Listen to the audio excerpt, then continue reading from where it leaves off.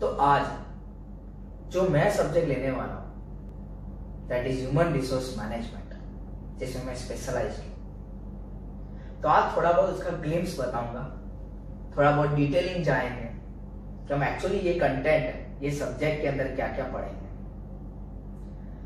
सबसे पहला human resource management की सबसे पहली वजूद क्या है। We all know that company, organization कोई भी हो, इंडस्ट्री हो, हाँ मेनली 3 डिपार्टमेंट्स होते हैं वहां पे। एक ह्यूमन रिसोर्स डिपार्टमेंट, दूसरा मार्केटिंग डिपार्टमेंट और तीसरा फाइनेंस डिपार्टमेंट।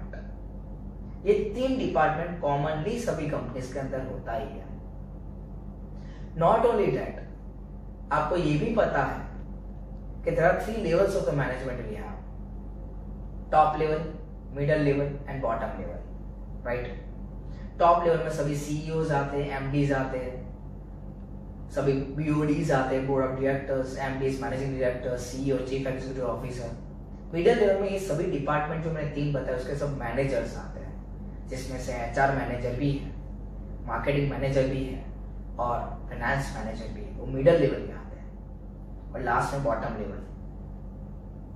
अब बात करते हैं एचआर मैनेजर की, क्या वजूद होती है कंपनी के अंदर, उसकी वैल्यूएशन आज बताने वाला हूं। मैं जिसमें स्पेशलाइज्ड हूं इसलिए मुझे वो अच्छा लगता है, ये बात नहीं है। मैं उसके एचआर मैनेजर के बारे में अच्छा बोलूंगा क्योंकि मैंने वो चीज में स्पेशलाइज किया है, ऐसा भी नहीं है। पर रियल वैल्यूएशन क्या है एक एचआर मैनेजर की, वो आज बताने वाला हूं। सीईओ जो होता है ना, या तो बीओडीज जो होते हैं, जब कंपनी के गेट में एंट्री पड़ती है, गाड़ी लेकर उनकी एंट्री होती है और मान लो आजू बाजू वर्कर्स खड़े हैं या तो फिर आ रहे या जा रहे हैं,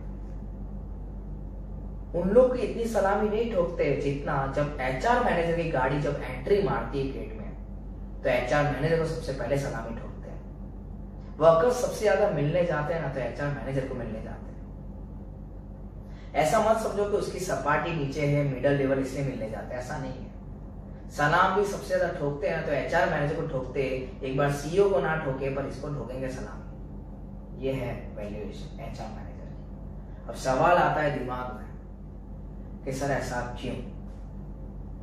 because HR manager is the only manager that is a connecting link between the top level and the bottom level. मैंने अभी वर्कर्स की बात की, ये वर्कर्स कौन से लेवल पे आते हैं? बॉटम लेवल पे।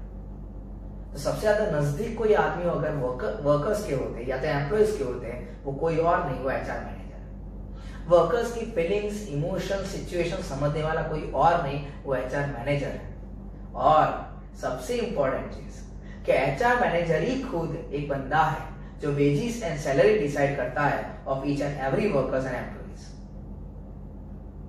અને કહેવત તો वो सारी છે કે જ્યાં પૈસો હોય ને ત્યાં લોકો જાય છે, પૈસાનું પ્રમાણ જ્યાં વધારે હોય ત્યાં લોકો જાય છે। तो कुछ ऐसा ही यहाँ पे है कि एचआर मैनेजर के पास पूरा दल्ला है, पूरे कंपनी का, पूरे ऑर्गेनाइजेशन का पूरा उसका बजट उसके हाथ में है और वेजेस और सैलरी डिसाइड करने वाला वही है और वेजेस और सैलरी देने वाला भी वही है। तो सीधी सी बात है कि पूरा बॉटम लेवल किसके कंट्रोल में जाएगा? HR manager. This is the true valuation of HR. इसलिए मैं हमेशा अपने स्टूडेंट्स को बताता हूँ और कहता हूँ कि बीकॉम के बाद 2 डिग्रियां ऐसी है जहां पे एचआर स्पेशलाइजेशन की वजूद बढ़ जाती है। एक एमबीए विद एचआर जो कि मैंने किया, और दूसरा MHR that is master in human resource management, जो एमएस यूनिवर्सिटी में बहुत ही लिमिटेड सीट्स होती है और उसी में सबसे ज्यादा फाइट्स होती है वो सीट लेने में। जैसे एमएस यूनिवर्सिटी में एमएचआरएम डिग्री अगर कर लेते हो, 4 चांद लग जाते हैं। बहुत सारी कंपनीज हायर कर लेगी आपको कि बॉस मैनेजर पोजीशन में सीधा पहुंच जाओगे आप as soon as you do MHRM. So this is some kind of the career talks actually I have done today. Apart from this, now coming to the subject. ये human resource management का course MS university में last year ही नया add किया गया है, तो इसमें थोड़ा कंटेंट बदल गया है और कंटेंट थोड़ा एक लेवल पे पहुंच गया है जहाँ पे पढ़ाने में हमें तो बहुत मजा आएगी, आपको पढ़ने में भी आई कैन गारंटी यू मजा आएगी। डायरेक्ट मैं टॉपिक पे जाता हूँ। सबसे पहले आप सभी को पता होना चाहिए कि ह्यूमन रिसोर्स मैनेजमेंट का मीनिंग क्या होता है। तो let's understand that thing. Human resource management according to Stephen Robbins, उसने 4 चीजें बताई है कि ह्यूमन रिसोर्स मैनेजमेंट क्या होता है। पहले एक्विजिशन करना, डेवलपमेंट करना, मोटिवेशन करना एंड मेंटेनेंस करना ऑफ द ह्यूमन रिसोर्सेज। ये 4 चीजें repeating, I am repeating the words. Acquisition मतलब सभी आदमियों को, एम्प्लॉयज को लाना कंपनी में, वो काम करना। जब भी एम्प्लॉयज या वर्कर्स को आप लेके आते हो, उसके बाद उसे डेवलप करना, उसे ट्रेनिंग देना, उसे काम देना। डेवलपमेंट करने के बाद उसे मोटिवेट करना कि भाई तू अच्छी तरह से काम कर, तुझे प्रमोशन मिलेगा, इंसेंटिव्स मिलेंगे, कंसेशंस मिलेंगे, कमीशंस मिलेंगे, ये सब चीजें होती है। And last but not the least that is maintenance. Motivate तो करोगे पर मेंटेनेंस मतलब उसको अल्टीमेटली फैसिलिटीज प्रोवाइड करो, सेफ्टी फैसिलिटीज प्रोवाइड करो। और आपको सभी को पता है कि अभी का जो जमाना, जो ट्रेंड चल रहा है, कोरोना इफेक्ट चल रहा है, तो सभी कंपनीज ने ये फैसिलिटीज प्रोवाइड करना स्टार्ट कर दिया है। At the entrance of the gate you are going to find, employees are going to find the sanitizer machine, even one kind of जो अल्टीमेटली आपको पता है कि थोड़ा बारिश जैसा गिरता है जहाँ पे आपको पूरी बॉडी सैनिटाइज हो जाती है, आपको पता है ये सब चीजें, ग्लव्स पहनना, बराबर, ये सब चीजें काम कर जाती है। This is what ultimately, this is what maintenance of human resources. तो 4 चीजें होती है according to Stephen Robbins: acquisition, development, motivation and maintenance of human resources. Edwin Flippo ने भी अपने हिसाब से डेफिनेशन दिया है कि HRM इज व्हाट, और personnel management is what, it is a planning, organizing, directing, controlling of the procurement, development, maintenance, motivation and integration and separation of human resources in order to achieve the individual objectives. Sir मैंने English में बोल दिया, दूर भी नहीं समझ में आएगा, मुझे पता है। तो इसमें खाली एक ही पॉइंट को समझना है कि जो मैंने ऊपर समझाया, एक्विजिशन, डेवलपमेंट, मेंटेनेंस, मोटिवेशन, वो पॉइंट यहाँ पे आ ही गया। खाली डिटेल में इतना ही समझना है कि HRM मतलब क्या। एक बंदा ऐसा है जो पूरी कंपनी में किस हिसाब से मुझे एम्प्लॉयज को लाना, उनको कैसे डेवलप कर, लाना मतलब प्रोक्योरमेंट हुआ, procurement that means to bring someone into your company. उसके बाद कैसे उनको ट्रेनिंग करूं, उनका डेवलपमेंट करूं, उसके बाद कैसे उसको मोटिवेट करूं, मेंटेन करूं, और लास्ट में उनको कैसे सेपरेट करूं। सेपरेट मतलब क्या होता है कि बॉस यहाँ पे सेपरेट करना मतलब कंपनी से अलग करना, that is either through retirement और थ्रू डेथ और थ्रू रेजिग्नेशंस। तो ये सब चीज के बारे में प्लानिंग करना जरूरी है, ऑर्गेनाइजिंग करना जरूरी है, डायरेक्टिंग करना जरूरी है, कंट्रोलिंग करना जरूरी है। तो ये पूरा डेफिनेशन के अंदर ये सब कंटेंट आता है।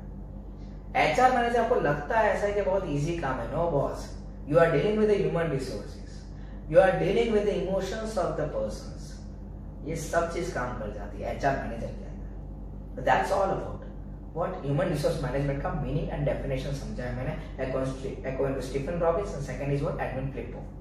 याद रखना जरूरी है चीज, MCQ में कहीं पे भी ये आ सकता है, you should be very clear about this. दूसरी चीज मैं आपको खाली ये वीडियो के द्वारा को कहना चाहता हूं कि जो भी चीज आप कंटेंट वीडियो में देख रहे हो, वो सब कंटेंट आपको कहीं ना कहीं नोट डाउन करना जरूरी है, क्योंकि आपकी ये ऑटोमेटिक नोट्स बनना चालू हो रहा है जब तक ऑनलाइन चल रहा है तब तक। बाद में ऑफलाइन में तो आपको नोट्स हम बनाएंगे, आपको पता ही है, हमारे पैम्पलेट के थ्रू जाएगा ही जाएगा, सीधी सी बात है। पर अभी से नोट्स बनाना चालू कर दो। नाउ नेक्स्ट पॉइंट, मैंने बताया कंटेंट नया आया है और कंटेंट में कुछ अच्छी तरह से नया आया है, दैट इज EHRM आ गया है, electronic human resource management. Yes guys, वैसे इलेक्ट्रॉनिक चल रहा है, वैसे डिजिटल इंडिया चल रहा है, आत्मनिर्भरता चल रहा है, तो अब सब कुछ चीजें डिजिटल होने वाला है, तो क्यों ना कंटेंट में भी डिजिटल डाल दो। तो आज कंटेंट के अंदर भी इलेक्ट्रॉनिकल ह्यूमन रिसोर्स मैनेजमेंट डाल दिया है। बहुत ही इंटरेस्टिंग टॉपिक है, पर डेप्थ में जाना जरूरी है। सबसे पहली चीज, before starting with EHRM, I want to make you understand a particular topic that is very important in MCQ as well, that is MIS, Management Information System. Again I am repeating, MIS, Management Information System. The name itself says information system की बात करनी है तो मतलब but of technology की बात पूरी होगी। आज हर एक कंपनी के पास एक सॉफ्टवेयर होता है, हर एक कंपनी के पास, और वो सॉफ्टवेयर मेनली डिजाइन किया जाता है फॉर द मैनेजर्स। अब इसमें क्या होता है, सुनना है सामने, प्रैक्टिकली समझना और कुछ नहीं है। ये सॉफ्टवेयर के अंदर एक एचआर मैनेजर अपने पूरे कंपनी का पूरा डेटाबेस, उसके एम्प्लॉयज के स्किल्स, उसके एम्प्लॉयज के बायोडाटा, रेज्यूमे, सीवीज, मैनेजर्स के सीवीज, बोर्ड ऑफ डायरेक्टर्स के सीवीज, सभी अचीवमेंट्स, सभी सैलरीज जो भी डिसाइड किया है, वेजेस जो डिसाइड किया है, ये सभी चीज डेटाबेस रिकॉर्ड किया था एक सॉफ्टवेयर के अंदर। Not only that, world wide data जो उसको चाहिए, जिसके रिलेटेड उसको चाहिए, जिसका उसको नॉलेज चाहिए या तो आइडियाज चाहिए, उसके रिलेटेड भी ये सॉफ्टवेयर के अंदर सबको डेटाबेस उसने स्टोर किया रखा होता है, कलेक्ट करके रखा होता है। બધું ભેગું કરી મૂકી દેવાનું। और वो software purely login ID password HR manager का ही होता है, वो ही सब कुछ ऑपरेट करता है। तो ये जो सॉफ्टवेयर के अंदर पूरा डेटा जो किया गया है कलेक्ट, जो स्टोर किया गया है, समावेश કરવામાં આવે છે આ બધી વસ્તુ, that is nothing but that is called as management information system, that is a software where the whole database of the company as well as the worldwide human resources are being collected in this, और हर वक्त update होता है software. जैसे हमारे applications हर वक्त update करते हैं, ठीक है, सॉफ्टवेयर भी अपडेटेड होता है with the new and new data that are been occurring in the whole world. This is what I think. This is MIS. मैंने ये टॉपिक को क्यों पढ़ा, बिकॉज ये टॉपिक के रिलेटेड ही सभी टॉपिक्स नीचे कंटिन्यूइंग पार्ट में आएंगे। जैसे बाहुबली 1, बाहुबली 2 आया, कंक्लूडिंग पार्ट कंटिन्यूअस है वो, वैसे यहाँ पे भी यही काम कर जाता है। MIS पढ़ने के बाद आगे एक पॉइंट पढ़ा देता हूं, that is all about EHRM। Yes, main topic तो यही है, इलेक्ट्रॉनिक ह्यूमन रिसोर्स मैनेजमेंट। पर इलेक्ट्रॉनिक ह्यूमन रिसोर्स मैनेजमेंट आया कैसे, वो ई बिजनेस से आया। Yes, I am repeating the word E business, electronic business जिसे कहते हैं। आज सभी बिजनेसमैन यही सोचते हैं कि मैं पूरे दुनिया तक पहुंचूं कैसे, मैं अवेलेबल कैसे हूं, how I can reach and made myself available to the world। तो उसका एक जरिया उसने यूज किया, और वो जरिया कोई नहीं है इंटरनेट या तो फिर एक्सट्रानेट या तो फिर इंट्रानेट्स। अब इंटरनेट को साइड पर रखते हैं, जो हमें पता है इंटरनेट एक इंडिविजुअल पर्सन के पास होता है, तो what is the difference between the intranets and extranets. Yes, this is the most important thing. पहले ई बिजनेस समझ लेते हैं। आज बिजनेस को पूरी दुनिया तक पहुंचाने के लिए या तो पहुंचने के लिए एक जरिया का यूज करना पड़ता है, दैट इज इलेक्ट्रॉनिकल डिवाइस या तो इलेक्ट्रॉनिक्स। और इलेक्ट्रॉनिक्स कैसे होता है, बाय यूजिंग इंट्रानेट्स एंड एक्सट्रानेट्स, याद रखना जरूरी है। अब ये इंट्रानेट्स क्या होता है, एक्सट्रानेट्स क्या होता है, एक सिंपल एग्जांपल से बता सकता हूं। टीसीएस एक कंपनी है, टाटा कंसल्टेंसी सर्विसेज। वो कंपनी के अंदर सभी कंप्यूटर डिवाइसेस अटैच होते हैं एक दूसरे के साथ। अगर मान लो मैं अपने डेस्क पे, जब मैं कंप्यूटर में अल्टीमेटली काम करता हूँ, तो बाकी दूसरे जगह पे मतलब वही ये डिपार्टमेंट मेरा है, दूसरे डिपार्टमेंट में जब कोई बंदा कंप्यूटर में ऑपरेट कर रहा है, तो बोथ द कंप्यूटर से कनेक्टेड विद ईच अदर। जब एक ड्राइव के अंदर, पता है सी ड्राइव, डी ड्राइव, ए ड्राइव ऐसा आता है, जब ड्राइव के अंदर जब मैं कोई फाइल रख देता हूँ, जिसे शेयर ड्राइव कहते हैं, तो मेरी फाइल उसे भी वहां पे दिखेगी। This is called intranet, where within the organization जब सभी कंप्यूटर्स के इंटरनेट कनेक्टेड होते हैं तो उसे इंट्रानेट्स कहते हैं। याद रखना जरूरी है, within the organization, within the organization जब सभी कंप्यूटर्स एक दूसरे के साथ कनेक्टेड होते हैं through internet, within the organisation, that is called intranets, और कनेक्टेड होते हैं एक दूसरे के साथ। मेरा फाइल उसे दिखता है, उसकी फाइल मुझे दिखती है, समझ मेरे कंप्यूटर के अंदर इंटरनेट पता चल गया। तो अब एक्स्ट्रानेट्स क्या है, ये इंपॉर्टेंट टॉपिक आ गया। एक्सट्रानेट्स मतलब क्या, बिजनेस टू बिजनेस डीलिंग्स होते हैं। से for example Tata and Ambani, that is Reliance. Tata का पूरा इंट्रानेट, उसके अंदर सभी साथ कनेक्टेड, और रिलायंस उसके भी अंदर इंट्रानेट तो होगा ही। जब दोनों कंपनी के खुद के intranets are connected with each other, yes, Tata and Reliance दोनों ही खुद के इंट्रानेट्स मतलब पता चला आपको, कंपनी के अंदर का सभी कंप्यूटर्स कनेक्टेड होते हैं, तो दोनों कंपनी के इंट्रानेट्स एक दूसरे के साथ कनेक्टेड हो जाते हैं, दैट इज कॉल्ड एक्स्ट्रानेट्स। मतलब रिलायंस वाले को पूरा टाटा का सभी चीजें दिखेगी, और टाटा को रिलायंस के बारे में सभी चीज अंदर की जो भी होती होगी उसको दिखेगा। ये जब शेयर करते हैं तभी पॉसिबल है, पासवर्ड लॉगिन आईडी होता है और परमिशन दिए जाते हैं। ये मैंने दोनों कंपनी का अलग अलग एग्जांपल दिया है, इसलिए आपको इतना कंफ्यूजन हो सकता है, बाकी यही समझना है कि when both the companies are connected, intranets are connected, then that is called extranets. You can also give example of Tata Salt and Tata Automobiles. Both are the companies in the same industry, but both the companies intranets are connected with each other. That is called extranets. This is what the thing is. आज मुझे आपको झलकियां बतानी है, खाली झलकियां बतानी है कि boss कैसे कैसे कंटेंट इसके अंदर आता है, डिटेल में जाएगा सब कुछ, तो ये काम कर जाए. That is all about e business, internets and extranets. अब नया वर्ड पता चला ना, आते तो साले इंटरनेट बोलते थे, अब इंट्रानेट्स पता चला कि कंपनी के अंदर सब कनेक्टेड होता है, और एक्सट्रानेट्स पता चला जब दोनों कंपनी के internets are connected with each other, that's called extranets. कितना दिमाग लगाना पड़ता है सर, ये चीज है, इतना इजी नहीं है ये चीज. Third topic that is E recruitment. भर्ती करवानी છે સાહેબ. अब બધું જ इलेक्ट्रॉनिकली भर्ती થશે, डिजिटली अल्टीमेट रिक्रूटमेंट होगा. यहाँ पे डिजिटली कैसे होता है, सेम फॉर एग्जांपल, आज एक एप्लीकेंट या तो कैंडिडेट अपना रेज्यूमे या तो सीवी ऑनलाइन डाल देता है. ऑनलाइन कौन सी वेबसाइट्स के थ्रू डालते हो आपको पता है. Example you can give naukri.com, monster.com, LinkedIn, ये सभी जो वेबसाइट्स है उसके अंदर सभी कैंडिडेट्स अपने रेज्यूमेस डाल देता है. अब क्या होता है, अब जैसे ही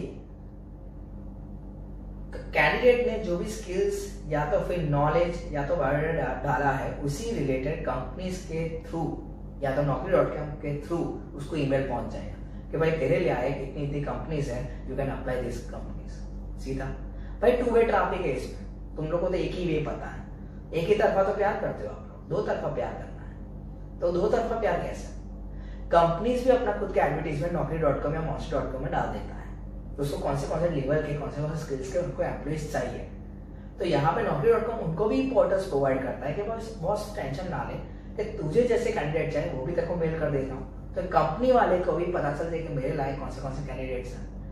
दो तरफा प्यार ये naukri.com करता है, monster.com करता है, या लिंक्डइन करता है. तो ये चीज है ई रिक्रूटमेंट. समझ में आज पूरे वर्ल्ड में 2,40,000 जैसी वेबसाइट्स है जो जॉब्स प्रोवाइड करती है. 2,40,000. कंपनी का 95% जैसा कॉस्ट बच जाता है इसके वजह से, ई रिक्रूटमेंट की वजह से. एंड जो पहले रिक्रूटमेंट भर्ती खाली 43 डेज में खत्म होता था, 1.5 महीना लगता था रिक्रूटमेंट प्रोसेस खत्म करने के लिए और सिलेक्शन का प्रोसेस खत्म करने के लिए, 1.5 महीना 43 डेज मतलब कौन, आज वही चीज फ्यू डेज में खत्म हो जाती है. दोनों को अपने अपने ईमेल्स मिल जाते हैं, दोनों अपने हिसाब से अपॉइंटमेंट कर देते हैं और उस हिसाब से उनका सिलेक्शन प्रोसेस चालू हो जाता है. That's what the thing is. तो आज टाइम भी बच जाता है, कॉस्टिंग भी बच जाता है. नॉट ओनली दैट, यहाँ पे सबसे ज्यादा कंपनी का कॉस्टिंग किस हिसाब से बचता है, उसके डेज तो बच गए, टाइमिंग बच गया, एडवर्टाइजमेंट खर्चा बच गया. सबसे इंपॉर्टेंट चीज ये कि कंपनी वाला naukri.com को बोल ही देता है कि भाई जैसे तुझे ऐसा लगता है कोई मेरे लायक कैंडिडेट्स है, ये कंपनी है, ये कैंडिडेट्स है, कंपनी बोलती है अगर मेरे लायक कोई कैंडिडेट्स है तो उनको तू ईमेल कर दे और उनका इंटरव्यू फिक्स कर दे, तू ही कर. तो कंपनी का ये भी टाइम बच जाता है. यहाँ पे naukri.com will send the email and will ultimately give the email और send the message to the candidate के बॉस ये टाइम पे ये डेट पे तेरा इस हिसाब से कंपनी के अंदर इंटरव्यू होगा. They schedule the interviews. Yes, this is what the thing is. तो यहाँ पे बहुत सारी चीजें अल्टीमेटली काम कर जाती है. 2,40,000 जैसे तो वेबसाइट्स हमें तो कहीं तीन ही पता था. That's what the thing is. This is called E recruitment. And last but not the least, E selection. E selection मतलब क्या, रिक्रूटमेंट भर्ती પછી सिलेक्शन આવે એટલું યાદ રાખવાનું. रिक्रूटमेंट के बाद ही सिलेक्शन आता है. ई सिलेक्शन मतलब क्या कि पूरा वापस इलेक्ट्रॉनिकली सिलेक्शन होता है. यहाँ पे ऑडियो कॉन्फ्रेंसिंग या तो वीडियो कॉन्फ्रेंसिंग का यूज होता है, याद रखना जरूरी, जहाँ पे इंटरव्यू लिया जाता है. अगर सीधी सिंपल बात है, क्या टीसीएस यहाँ पे है, बड़ोदरा में है, और बंदा जो रहता है वो गांधीनगर या तो पुणे या तो बैंगलोर में है, तो बट ऑब्वियस वो बंदे को यहाँ बुलाओगे, सिलेक्शन करोगे, बाद में अगर वो बंदे का रिजेक्टेड हुआ तो बंदे का धक्का जो पड़ा, खर्चा बढ़ जाएगा उसका, भाई का धक्का एकदम क्या धर्म धक्को पड़ जाएगा, सीनत थी जैसा है. तो इसके यहाँ पे क्या हो गया, इलेक्ट्रॉनिक सिलेक्शंस हो गए. दैट मींस व्हाट कि यहाँ पे कंपनी आज ऑडियो कॉन्फ्रेंसिंग या तो वीडियो कॉन्फ्रेंसिंग करके उसका इंटरव्यू ले लेता है और उसको लगता है कि बॉस अब ये बंदा लायक है, बट अब इसको बाद में फाइनल इंटरव्यू के लिए उसको बुलाया जाता है. but here they are using audio conferencing and video conferencing. This is what the thing is, that is all about e-selection. बहुत ही बेहतरीन चीजें मैंने आज पढ़ाई, शायद से थोड़ी बहुत समझ में भी आई हुई और पता चला कि कैसे कैसे टॉपिक्स और कंटेंट्स आए हैं इसके अंदर. So this is what about today guys actually. So that's it for today. Have a nice day. Stay at your home.